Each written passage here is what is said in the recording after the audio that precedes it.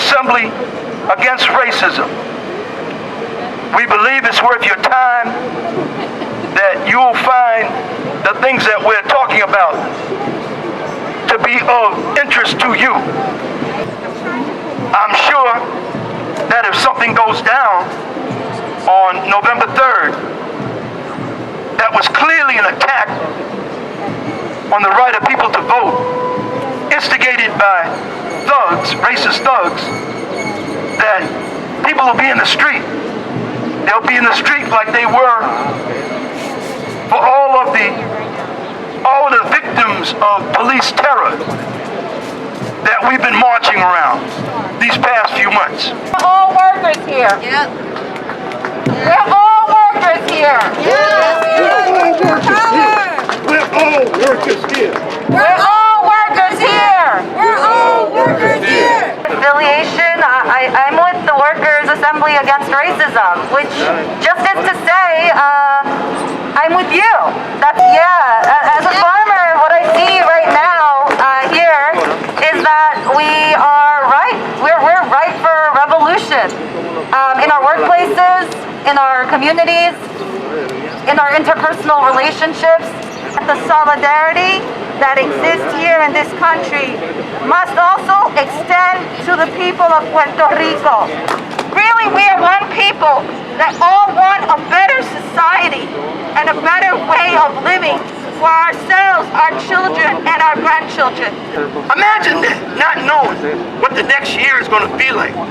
It's a situation that most of us have not encountered. And through groups like a Workers' Assembly, we want to generate some human solidarity, that we all, each other, we're responsible for each other. You are not alone. You are part of the working class, and we love each other. We may be different on all kinds of levels. Our thoughts about things may be different.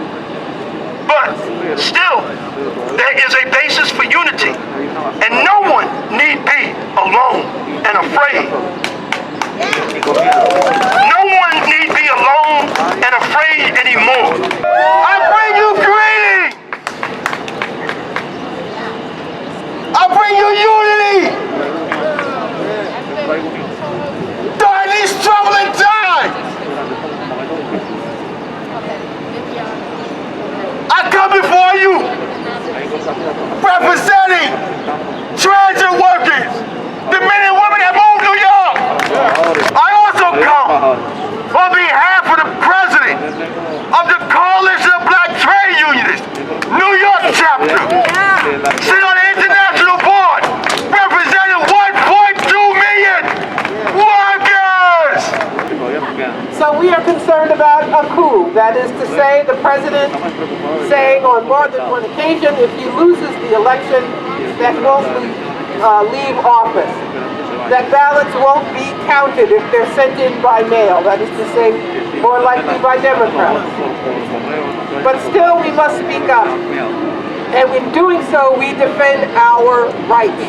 Not one political party or another, but we are defending our rights. Our political rights and our human rights. Pharmaceutical companies have profited off of tax breaks for decades in Puerto Rico. For decades. Yet people there still can't get a test. The working class there still can't get COVID tests. Colonialism is racism, and it attacks the working class. And this is basically because we are an indigenous community, we are minorities, we are black people who basically immigrant from another country to have a better life, but the employers take advantage of all this situation.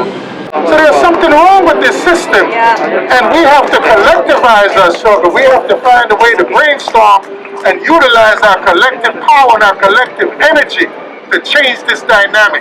Teamsters Local 808 stands in absolute solidarity with the work that you're doing here. That there's actually a movement in the unions who plan that if he actually does not adhere to the outcome of a negative result of this election, they're going to shut the country down. We are workers. There are millions of us. How many of them are there? What are we waiting are facing, as we all know, the constant rise of fascism in America. And a response to it, one of the tactics and the response to it, we need weapons to fight it. We need tactics to fight it. And one of those strategic tactics is the general strike.